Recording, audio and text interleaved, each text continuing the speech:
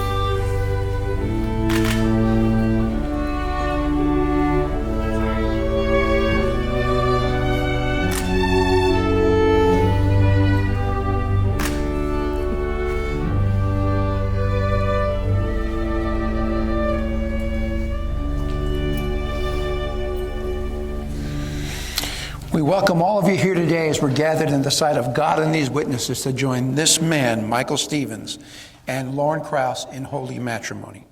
Marriage is a gift from God given to us that we might experience the unconditional joys with a lifelong partner. An unconditional partnership that is designed to be intimate relationship between a man and a woman, mentally, emotionally, physically, as well as spiritually. He created men and women with different strengths and different needs so they would complement one another. And the complement would be such that they would enjoy each other's lifelong partnership, unselfishly, unreservedly, with the vision of a future forever and ever. Just as the two of you made vows to each other today, God made vow to us to let us know his deep love for us, the deep love you have for one another, comes from God himself. This is what he says. I will betroth myself to you forever in lawful wedlock, to have and to hold from this day forward, and I will commit myself to you, and you shall know that I am the Lord. Michael and Lauren, you stand here before your loving community of family and friends, ready to say to God and to the world, this is my beloved. This is the one who I've chosen to share the rest of my days. And because your love comes from God himself, this is a very sacred moment, and I now ask you both to declare your intent for one another. So, Michael, do you take Lauren to be your wedded wife, to live together under God's ordinance of holy matrimony? Do you promise to love her, honor, and keep her in sickness and in health, forsaking all others, remain faithful to her alone as long as you both shall live? I do. And Lauren, do you take Michael to be your wedded husband, to live together under God's ordinance of holy matrimony? Do you promise to love him, honor, and keep him in sickness and in health, forsaking all others, remaining faithful to him alone as long as you both shall live? I do. Who presents Lauren to be married to Michael today? Okay.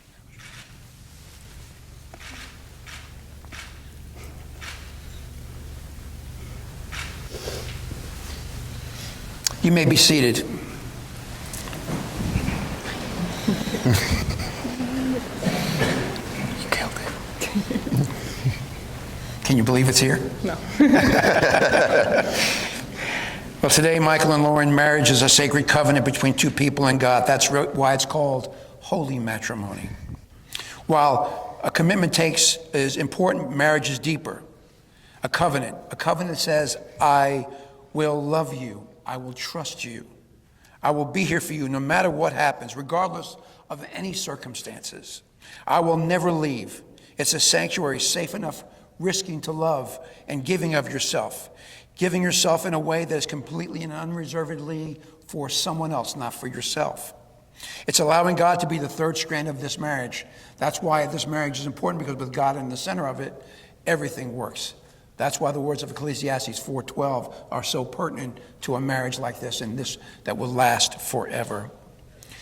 Marriage is about love. There are many signs, many poems, many stories written about what love is, but I think the greatest words ever penned about love come from the Apostle Paul in 1 Corinthians 13. And today, we're going to ask Kevin Terry to come up and read 1 Corinthians 13 for us, loudly as he can, and share with us what these beautiful words say. 1 Corinthians 13, verses 4 through 7. Love is patient and kind. Love is not jealous or boastful. It is not arrogant or rude. Love does not insist on its own way. It is not irritable or resentful. It does not rejoice at wrong, but rejoices in the right. Love bears all things, believes all things, hopes all things, endures all things. Love never fails. So faith, hope, and love abide, these three. But the greatest of these is love. Thank you.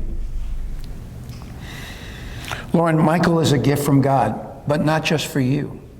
Michael's gift is for the world. You see, God created him with a special purpose, to be a man, a husband, and a dad that would guide and lead your family all the days of his life. God created him as to respect and honor you and loving you in a very special way. And in doing so, he then reflects back to you the grace and mercy of God himself. And Michael, Lauren is also a gift for God, and she's not just a gift intended for you alone. You've asked for God for the woman that would carry your family, live with you, honor you, and protect and guide in every way she can you. He has given that to you in this woman. And every day of your life, you're to look at this woman and realize that she is truly a gift. And that with that gift comes a responsibility to make sure that you protect her. That's why the words of Genesis 2 say, she put her under your arm as your protector and her guidance, and you're equal in every way. And Michael and Lauren, your marriage is priceless treasure that should say, handle with care, because anything that is worth having is worth taking care of. It's not something you look at and throw away. It's not something that is just there for the time and going away. It's supposed to be treasured. And that treasure means you take different care of it than you would something that's nothing. So when you walk out this door today as husband and wife, you must remember every day that this treasure you've been given by God is the greatest gift of your lifetime, and it's to be handled with care. You also know that God knew your needs before He brought you together. He knew exactly what you needed to make you whole, to make you complete. And now He wants you to accept this covenant between the two of you and Him as a commitment for the rest of your lives as husband and wife. And with that, I'm going to ask you now to declare your vows, and Michael, you'll go first. I, Michael, take you, Lauren. I, Michael, take you, Lauren. To be my wedded wife. To be my wedded wife. To have and to hold. To have and to hold. From this day forward. From this day forward. For better or for worse. For better or for worse. For richer or for poorer. For richer or for poorer. In sickness and in health. In sickness and in health. To love and to cherish. To love and to cherish. Till death do us part. Till death do us part. This is my solemn vow. This is my solemn vow. And Lauren, please repeat after me. I, Lauren, take you, Michael. I, Lauren, take you, Michael, To be my wedded husband. to be my wedded husband, To have and to hold. to have and to hold, From this day forward. from this day forward, For better or for worse. for better or for worse, For richer or for poorer. for richer or for poorer, In sickness and in health. in sickness and in health, To love and cherish. to love and cherish, There you go. Till death do us part. till death do us part. This is my solemn vow. This is my solemn vow. Perfect. Now, as you say these words, I want you to recognize that you're not just saying it to each other. You're speaking to God and saying this is what your vow is for one another and your vow that you're making with Him today, because that's what the covenant is about. Now, we get to see the outward sign of this promise you have just made. It's called the wedding ring. It's the outward sign of this invisible love that binds your two hearts together. The wedding ring is also a symbol of what God is. It is without beginning. It is without end. And so from this day forward, your marriage must be also that wherever you go together. Wherever you are, you are. Wherever you are, Michael, Lauren, you are. That's why Paul calls marriage a mystery. For there were two before us, now there is just one. Because you become one in marriage with God. And may I have the token of Michael's love for Lauren, please? Michael, please place this on her finger and repeat after me. Lauren, this ring I give. Lauren, this ring I give. In token and pledge. In token and pledge. As a sign of my love. As a sign of my love. And devotion. And devotion. With this ring. With this ring. I thee wed. I thee wed. May I have a token of Lauren's love for Michael, please? It's on there. She doesn't want to give it up. Here you go. Lauren, place this on Michael's finger and repeat after me. Michael, I give you this ring. Michael, I give you this ring, In token and pledge. in token and pledge, As a sign of my love. as a sign of my love And devotion. and devotion. With this ring. With this ring, I thee wed. I thee wed. Now, before we send you on your way, I want to say a few things. I've known you guys pretty well from the time we spent together, and I've got to know you, your intimate, personal relationship that you both shared with me, and how you met and all that stuff. But I got to tell you, I've done a lot of weddings. I've never done a wedding where there was a parade for you outside the building, as it was today. A Christmas parade just for the two of you. What a great story to tell. All kidding aside, here's what I want you to know. My prayer for you as you begin this new journey of life. Some 50 years from now, when you look back on your life, there are going to be days when the road that you're on the top of a mountain, is extremely sharp curved, and you think for sure, this is it, we're going to fall off, it's over. I want you to hold hands and I want you to pray. When you get to that gigantic hole in the road where there's a divot, you fall in, you can't see the road anymore, and you don't think, I'm never getting out of this, this is it, we're stuck forever. I want you to hold hands and I want you to pray. And then when you get to that place in the road where you're driving your car and it's so foggy you can't see the front of your bumper, and you think you're going to crash and it's going to be over, I want you to hold hands and I want you to pray.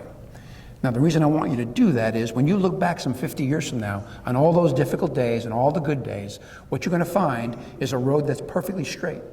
It doesn't have any bends in it, doesn't have any holes in it, doesn't have any fog in it. It's perfectly straight and clear. And the reason that is because when you held hands and prayed, the Lord Jesus himself carried you over those difficult days. And he's the one who made it through for you. And you'll look back and have joy and happiness for all the days of your life. That's my hope for you. With that, would you please pray with us the Lord's Prayer. Our Father who art in heaven, hallowed be thy name. Thy kingdom come, thy will be done, on earth as it is in heaven. Give us this day our daily bread, and forgive us our trespasses, as we forgive those who trespass against us. And lead us not into temptation, but deliver us from evil. For thine is the kingdom, and the power, and the glory forever and ever. Amen. Well, Michael and Lauren, today before your family and friends in the presence of God and these witnesses, he's got you have shared your vows, exchanged your rings, and now it is my distinct honor and privilege as a minister of the gospel of Jesus Christ to pronounce you husband and wife. You may kiss your bride.